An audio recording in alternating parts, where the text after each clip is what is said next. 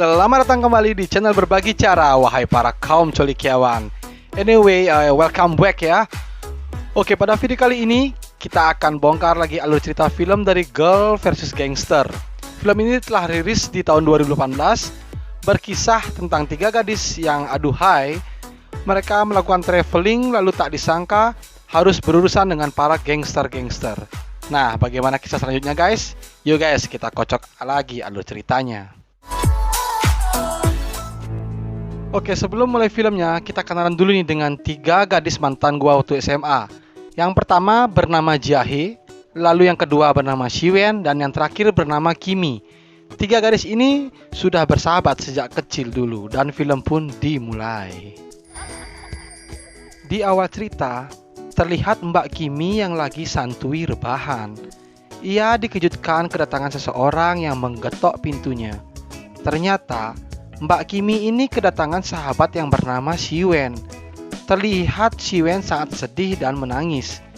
Kimi yang bingung mengira Shiwen lagi patah hati.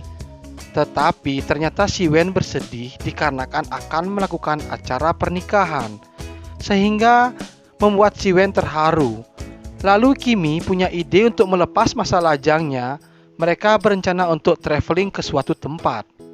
Lanjut esok harinya, mereka lagi memilih tempat tujuan traveling. Oh ya, ini namanya Jingjing, adik dari Shiwen. Tak lama kemudian, datanglah mantan gua yang bernama Jahe.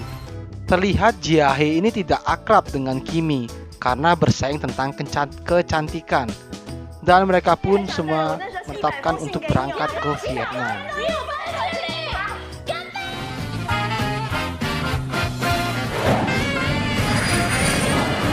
Singkat cerita, mereka sudah di airport Vietnam.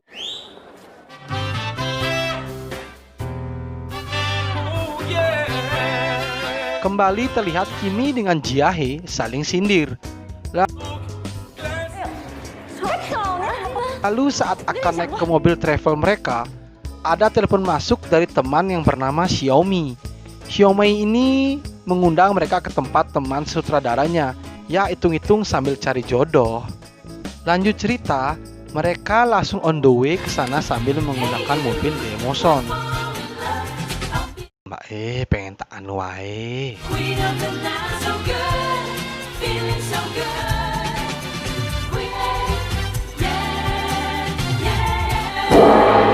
Bertemulah dengan bos sutradara di sana yang bernama Bosan. Lalu mengajak mereka ke dalam rumah. Ternyata di dalam rumah lagi ada suatu pertunjukan yang mengundang saya untuk mengezoom mbak-mbak satu ini. Tak lama kemudian, datanglah mbak bohai yang satu lagi dan memiliki toge segede batok kelapa yang bernama Chensia. Lalu bos Bosan mengundang Jahe dan Kimi untuk karaoke bareng. Lanjut ke pool party, di sana diadakan acara minum-minum. Terlihat di sini Kimi yang ada di atas panggung menantang Jahe untuk kuat-kuatan ngedrink. Dan ternyata mereka diminta minum anggur yang sudah diberisi binatang. Nggak mau kalah, Shiwen juga ikut mencoba dan langsung goler. Dalam persaingan minum ini, Kimi pun nekat memakan kalajengking. Dan Kimi pun menjadi pemenang yang berhasil mendapatkan hati dari sutradara itu. Ternyata tak jauh dari sana ada seseorang yang memantau mereka. Lalu Kimi dan Bosan lagi siap-siap beradu benda tumpul. Namun sebelum beradu benda tumpul, Bosan memberikan hadiah ke Kimi sebuah cincin batu akik. Saat lanjut mau ngejos, datanglah Chensia menyampaikan ada yang mau bertemu dengan bosnya. Kimi yang penasaran dengan keaslian cincin itu lalu menggigitnya. Tak diduga batu akik itu tertelan olehnya. Kimi yang panik berusaha mengeluarkannya, malah menelan semua cincin. Karena ketakutan, melarikan diri bersama teman-temannya. Saat mereka kabur, bertemulah dengan emak-emak yang dikira sopir mereka.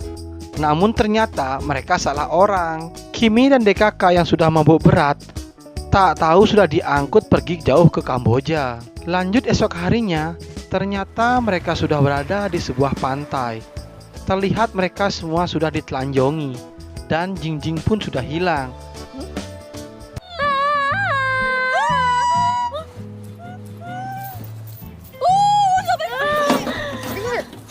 走！昨天到底发生什么事啊？晶晶呢？ Tak lama kemudian, Jiahe terkejut melihat Xiwen sudah ditato di bagian lehernya. Singkat cerita, mereka mencari pertolongan. Ternyata tak jauh dari sana ada sebuah rumah.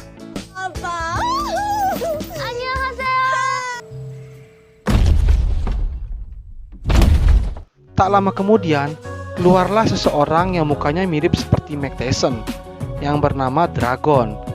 Terlihat di sini Jiahe jatuh cinta pada pandangan pertama.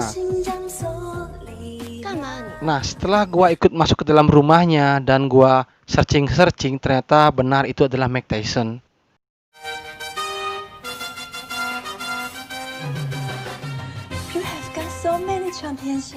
Di sana Kimi dan DKK mau pinjam baju. Namun ternyata si Dragon ini tidak punya baju. Alhasil gadis-gadis ini memodif celana milik Dragon seperti ini. Looking ladies, looking real.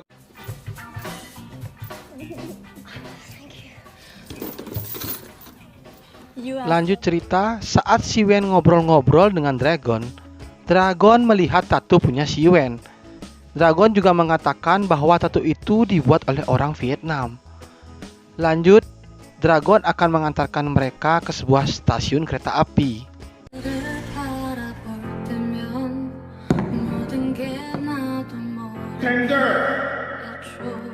Di tempat lain, bos sutradara gangster itu memerintahkan kunyuk-kunyuknya untuk menangkap gadis-gadis itu. Singkat cerita, gangster itu menemukan gadis-gadis itu di perjalanan dan terjadilah aksi tabrak-tabrakan.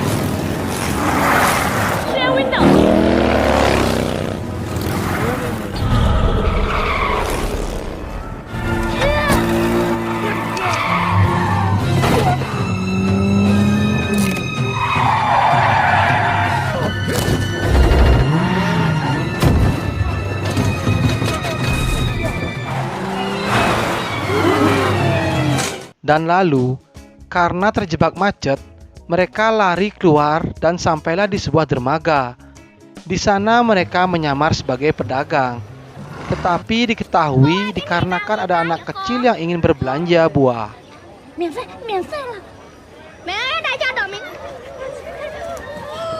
Karena terkepung, Dragon mencoba menghadapi mereka seorang diri.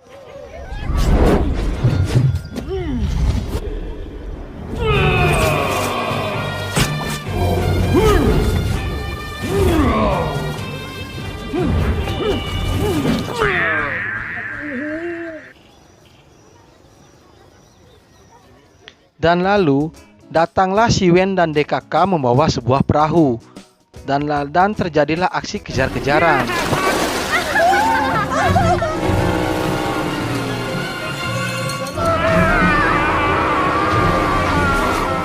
Tak lama kemudian, ada sebuah perahu yang ngandang dan gangster itu pun menabraknya. Singkat cerita, Dragon dan Jiahe akan berpisah di stasiun, dan mereka pun menghayal bagaikan di medan perang.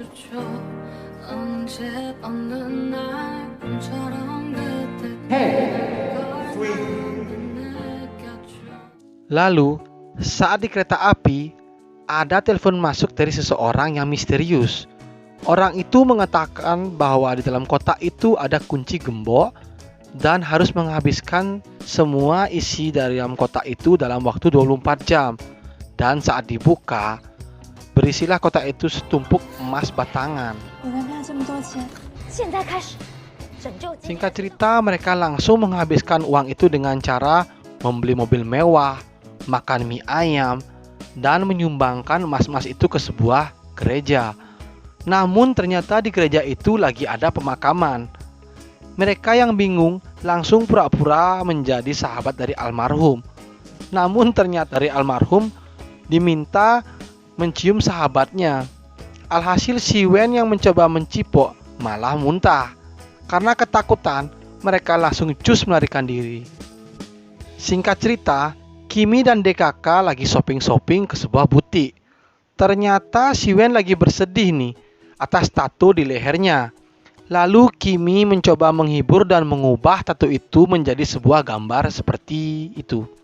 Tak jauh dari situ, ternyata ada Chenxia yang membuntuti mereka dengan alat canggihnya. Lalu menyamar menjadi seorang kasir dan mengundang untuk menjebak mereka ke sebuah kapal pesiar. Secepat kilat, mereka langsung on the way ke kapal pesiar dan berencana membeli kapal itu.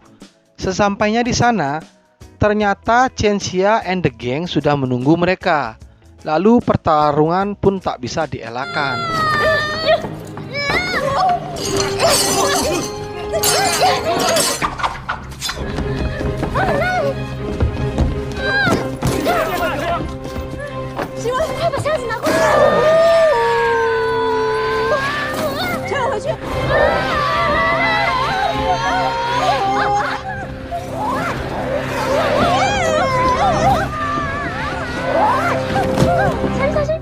Saat terpojok, Kimi dan DKK memaksakan diri untuk terjun bebas, dan ternyata mereka terjatuh di kapal patroli kepolisian.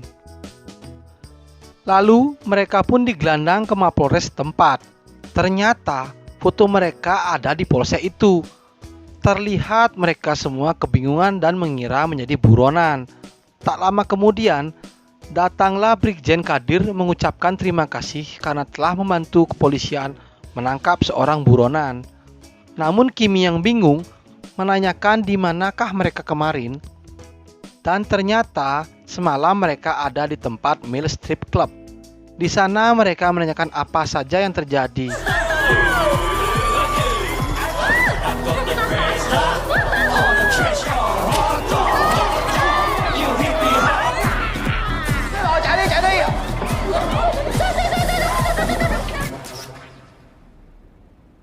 Dan menanyakan siapa yang membuat tato di pundak Xiwen. Lalu, ada seorang mas-mas yang mengaku memiliki tato tersebut. NANI? Omae wa mou shindeiru.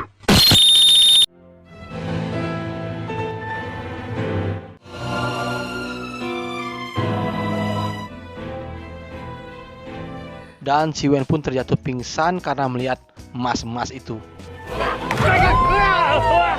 Lalu, Xiwen pun dibawa ke puskesmas tempat. Dan lalu di sana Kimi dan Jiahe curhat-curhatan masalah pasangannya. Di percakapan mereka, Kimi mengatakan iri hati dengan Jiahe karena memiliki pasangan yang sempurna. Namun ternyata Jiahe sakit hati karena pacarnya yang sudah selingkuh. Dan Jiahe pun sekarang sudah jatuh cinta dengan Dragon. 只是你，我有点想念 Dragon。 Singkat cerita, Kimi dan Jiahe menemui Xiwen ke ruangannya. Lalu Xiwen mengatakan sudah hamil 3 bulan. Tak lama kemudian, ada telepon masuk dari calon suami Xiwen. Karena tidak mau suaminya khawatir, mereka berbohong kalau mereka lagi happy-happy dan lagi pijit-pijit di sebuah spa. 长那看，我说静静不长。希文，你们自己注意安全。 Tak lama kemudian, Xiwen kembali mendapatkan telepon dan dapat undangan ke sebuah kasino. Mereka berencana menghabiskan tumpukan emas itu di kasino. Tiêu Mỹ hay như vậy. Lần này chúng ta chỉ cần ngồi đợi tụi nó đến thôi. Lần này 这里真的比较漂亮。 Tetapi bukannya malah habis, mereka malah menang dan menang lagi.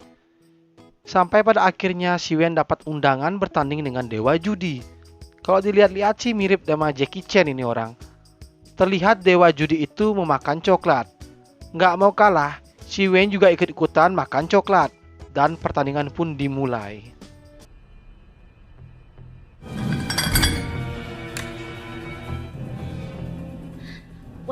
Singkat cerita, Xiwen yang mengira dirinya kalah, ternyata ia mampu memenangi pertandingan itu. Lalu datanglah bos gangster Bosan yang menagih cincin itu. Tak lama kemudian, datanglah seorang ninja Hattori yang menyerang bos Bosan. Karena melawan, ninja Hattori itu pun dibekuknya.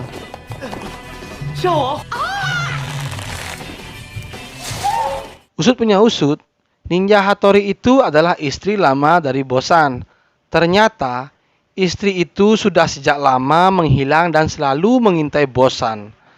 Karena bosan selalu gonta-ganti wanita. Dan bosan pun minta maaf atas kelakuannya. Lalu mereka pun berjoget ria.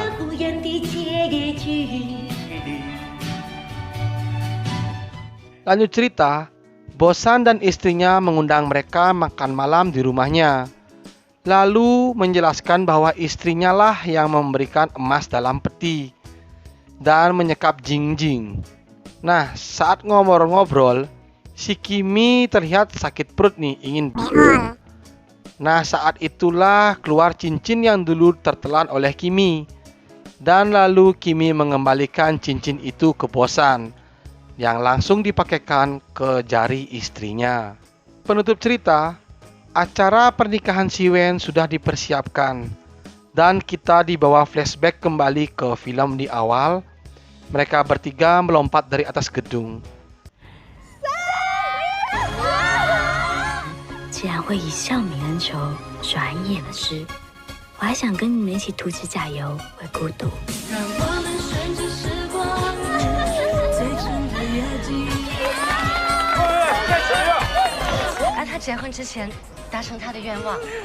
Dan acara pernikahan Siwen berjalan dengan lancar. Jiahen pun menelepon Dragon dan saling berpelukan. Dan Kimi balikan dengan Gua.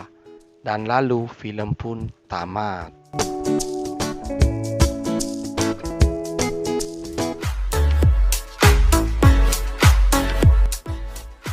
Oke guys, sekian untuk review film dari Girl vs Gangster. Semoga film ini bisa menghibur kalian. Dan juga pelajaran yang bisa kita ambil dari film ini, hendaknya kita selalu setia dengan pasangan kita. Jika ada masalah, hendaknya bisa kita bicarakan baik-baik. Bagi teman-teman yang lagi ada masalah dengan pasangannya, yuk telepon doi sekarang juga. Dan berbaikanlah dengannya. Karena mengalah bukan berarti sesuatu yang kalah. Oh ya, bagi teman-teman yang suka dengan channel ini, silakan subscribe dan nyalakan loncengnya agar tidak ketinggalan notifikasi dari channel ini. Saya undur diri, sampai jumpa di video selanjutnya, dan bye-bye.